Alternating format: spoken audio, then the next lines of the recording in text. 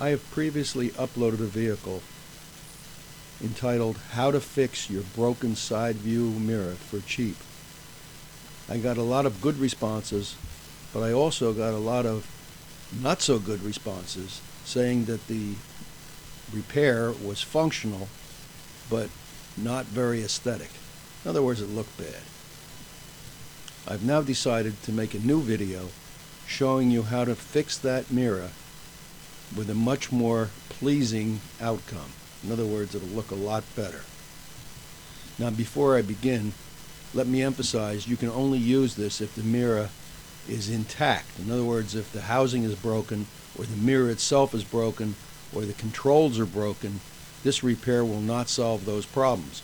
But if the mirror was just knocked off by a passing vehicle, for example, then this could be a good way to fix your mirror and make it look not like new, but very good. To get started, here are some of the things you'll need. You'll need a riveter and some rivets. Next, you'll need some adhesive and lastly, you'll need a mending plate.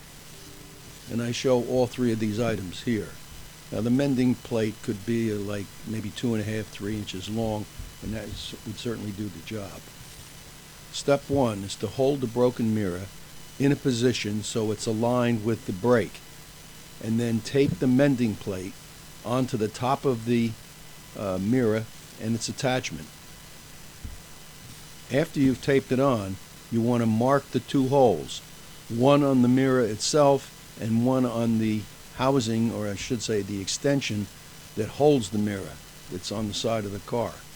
These marks are used so you know where to drill the holes that you're going to have to drill to mount the mirror. The next thing you should do is drill two holes.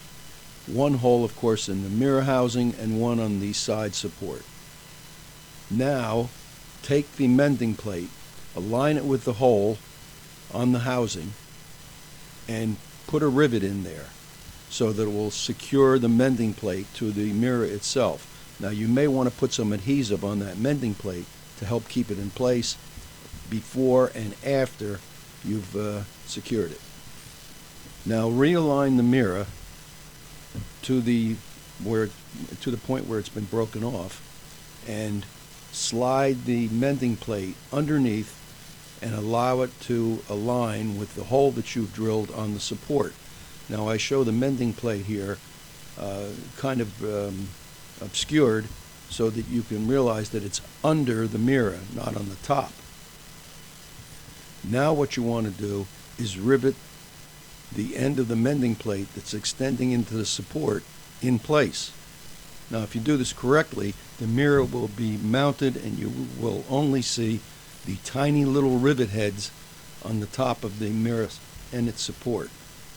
And of course you can paint them and cover them up and you probably won't even see them. I think this is a much neater way to repair your broken mirror, and you may want to try it if you want the mirror to look good and function well after it's been broken. Give it a try.